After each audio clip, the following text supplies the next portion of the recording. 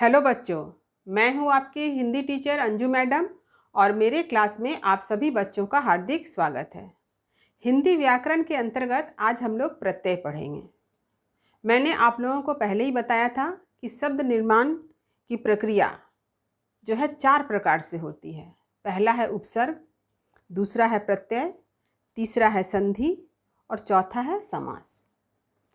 जिसके अंतर्गत हम लोगों ने उपसर्ग को पढ़ चुका है और उपसर्ग से संबंधित 2 वीडियो YouTube पर अपलोड भी हो गया है, जिसका लिंक डिस्क्रिप्शन बॉक्स में दे दिया गया है। आप में से जिन बच्चों ने अभी तक यह वीडियो नहीं देखा है वे लिंक को क्लिक करके देख सकते हैं। तो चलिए आरंभ करते हैं आज का यह महत्वपूर्ण विषय प्रत्यय।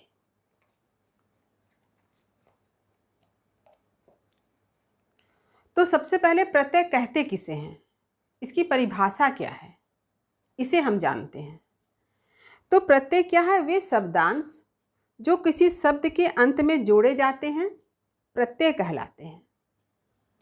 उपसर्ग में हमने क्या पढ़ा था? वे शब्दांश जो किसी शब्द के पूर्व जोड़े जाते हैं।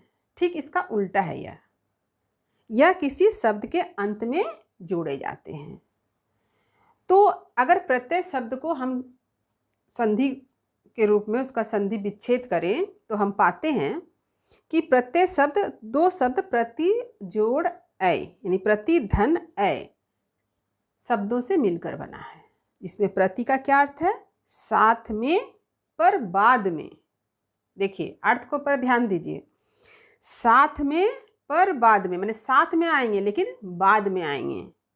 और ऐ का अर्थ क्या है? चलने वाला, यानी शब्द के साथ ही चलेंगे लेकिन शब्द के बाद में चलेंगे, यानी शब्द के अंत में। यह अर्थ स्पष्ट हो गया। अब देखिए इस शब्द जो हैं, जो प्रत्यय होते हैं, वो कैसे शब्दों के अर्थ अंत में जोड़े जाते हैं, इसे भी हमें जानना चाहिए कि किस प्रकार के शब्द होते हैं जिसमें प्रत्यय का प्रयोग करते हैं हम लोग। तो जैसे एक उदाहरण से मैं आपको यहाँ बता रही हूँ, बाद में इसका और भी ज़्यादा उदाहरण आपके सामने प्रस्तुत होगा। फिलहाल अभी ये 4 ही उदाहरण हैं। जैसे पहला, संज्ञा के साथ जब प्रत्यय जोड़ते हैं तो क्या है? जैसे भारत शब्द है तो भारत के साथ य प्रत्यय जोड़े भारतीय। अब आप ध्यान दीजिए, यहाँ है भारत शब्द, हमने क्या जोड़ा? य प्रत्यय। अब देखिए आपको इस बात पर ध्यान रखना है कि य में जो ई की मात्रा है, जिसे हम कहते हैं बड़ी, इसकी मात्रा यहाँ पर जुड़ी है। तो यानी आपको मात्रा का ज्ञान होना आवश्यक है। यदि आपको मात्रा का ज्ञान नहीं होगा तो आप इस भारतीय शब्द को कैसे लिख देंगे? भारतीय, यानी त में ई की मात्रा जोड़ देंगे, छोटी ई, जिससे ये क्या हो जाएगा? गलत हो जाएगा। तो यानी आपको स्वर की मात्रा का ज्ञान होना अत्यंत आवश्यक है। तो मैं आपसे कहती हूँ कि मैंने स्वर की मात्रा के ऊपर भी एक वीडियो बनाया है, जिसका लिंक डिस्क्रिप्शन बॉक्स में दे दी हूँ मैं। आप वहाँ जाएं, लिंक को क्लिक करें और स्वर की मात्रा के बारे में पहले पूरा ज्ञान प्राप्त करें। अगर आपको स्वर की मात्रा नहीं आती है तो आप प्रत्यय कभी समझ नहीं पाएंगे। अतः प्रत्यय को समझने के लिए आपको स्वर की मात्रा की जानकारी होनी आपके पास अत्यंत आवश्यक है। स्वर की मात्रा का ज्ञान प्राप्त किए बिना आप किसी शब्द का सही निर्माण नहीं कर सकेंगे, क्योंकि यह तो शब्द निर्माण की प्रक्रिया है। प्रत्यय शब्द निर्माण की प्रक्रिया है। यहाँ आपको शब्दों को जोड़कर बनाना है और मात्रा अगर गलत लिख देंगे तो क्या होगा? आपका शब्द ही गलत हो जाएगा। तो आप पहले मात्रा का ज्ञान प्राप्त करें। अब देखिए दूसरा है सर्वनाम शब्द अगर है, जैसे अपना, उसमें पन जोड़ा गया तो क्या बन जाएगा? अपनापन। विशेषण शब्द जैसे देखिए सुंदर है, उसमें या जोड़ा गया तो क्या बना? सौंदर्य। देखिए इसके भी नियम है, इस नियम का उल्लेख मैं आपको अगले बाद में कर रही हूँ। कुछ अव्यय शब्द होते हैं, उनके साथ भी प्रत्यय जुड़ता है, जैसे समीप य जुड़ा तो बन गया सामीप्य। और क्रिया शब्द, यह महत्वपूर्ण विषय है। ये 4 तो हैं ही, ये अलग से मैं बता रही हूँ। 5वां धातु या क्रिया शब्द में प्रत्यय जुड़ा गया। जैसे तैर में आँख जोड़ा तो बना तैराक।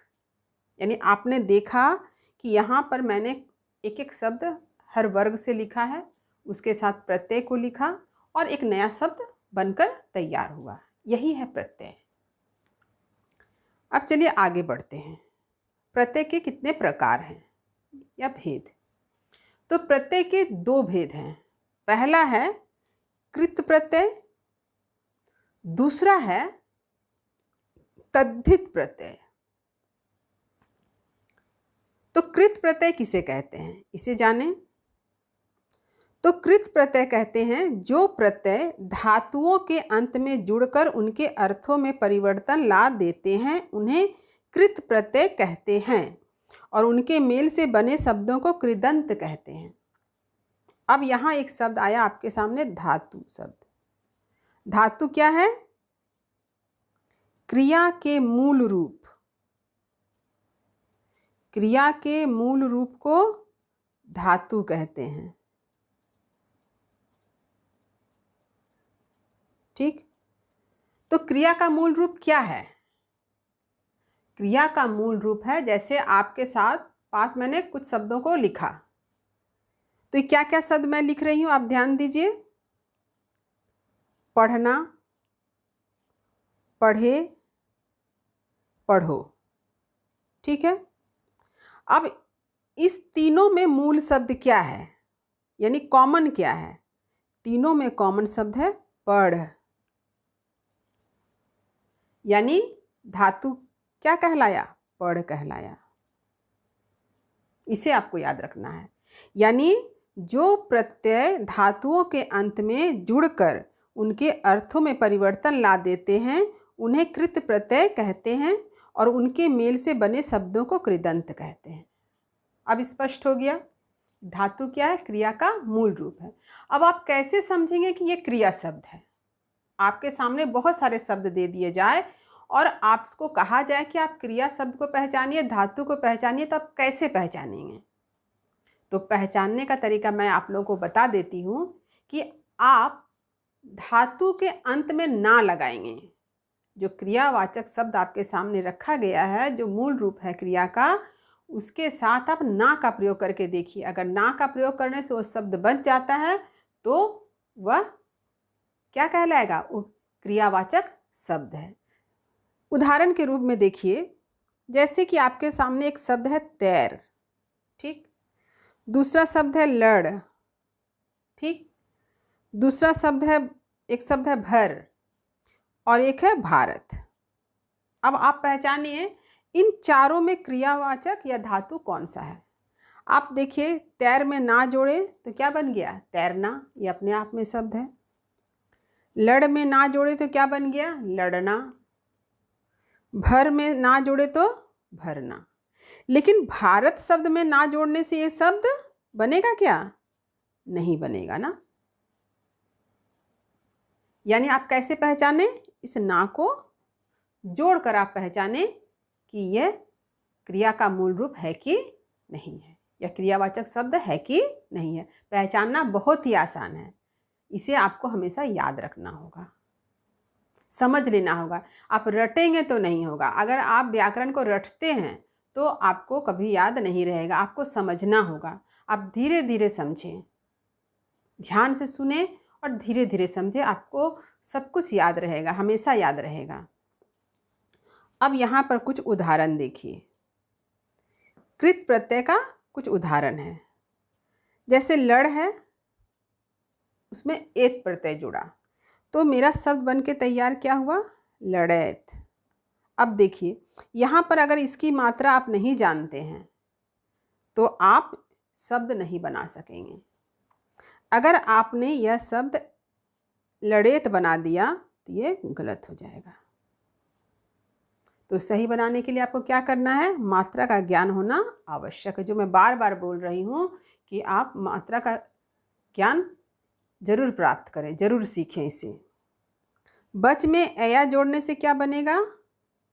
बचैया।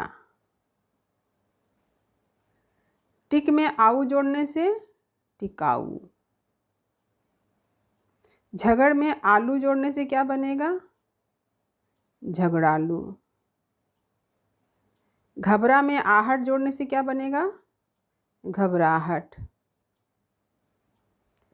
चिल्ला में आहट जोड़ने से क्या बनेगा? चिल्लाहट। आपको एकदम याद रखना है। और बिछ में औना जोड़ने से क्या बनेगा?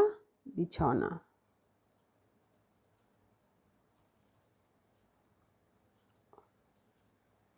अब आपको स्पष्ट हो गया होगा कि आप कैसे इसको जोड़ करके एक शब्द का निर्माण करेंगे। अब आगे बढ़िए। देखिए, कृत प्रत्यय के अंतर्गत याद रखिएगा अनिया प्रत्यय का प्रयोग होता है। अनिया। उदाहरण से मैं समझा रही हूँ। देखिए, जैसे नम है और इसमें अनिया जोड़ा गया तो एक शब्द क्या बनेगा? नमनीय। ठीक। पूज में अनिया जोड़ा गया तो क्या बना? पूजनीय। पठ में अनिया जोड़ा गया तो क्या बना? पठनीय।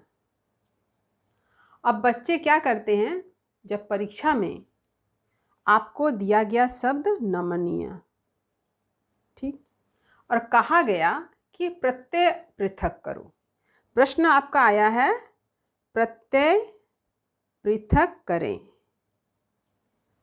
तो अधिकतर बच्चा क्या करेगा? नमन शब्द मूल शब्द निकाल लेगा और य प्रत्यय कर लेगा,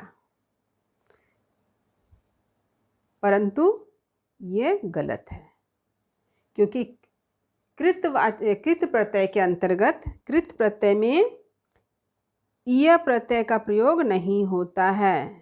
य का प्रत्यय का प्रयोग नहीं होता है, यानी कृत प्रत्यय के अंतर्गत यह प्रत्यय हम लोग नहीं देखते हैं। इसे आपको याद रखना है। आपको मूल शब्द पर ध्यान देना है, प्रत्यय को याद रखना है कि नमनीय में नमन और य नहीं है, क्या है? नम और अनीय प्रत्यय है। पूजनीय में पूज और अनीय प्रत्यय है। पठनीय में पठ और अनीय प्रत्यय है। तो इस बात को आप हमेशा ध्यान रखिए, तभी जाकर के आप इसको अच्छी तरह से समझ सकेंगे। तो आज जो है सिर्फ मैं आपको कृत प्रत्यय बतलाई हूँ। आप पहले कृत प्रत्यय को अच्छी तरह से समझें। अगले वीडियो में मैं तद्धित प्रत्यय को लेकर आपके सामने उपस्थित रहूँगी, ताकि तद्धित प्रत्यय का विस्तार पूर्वक आपको समझा सकूं।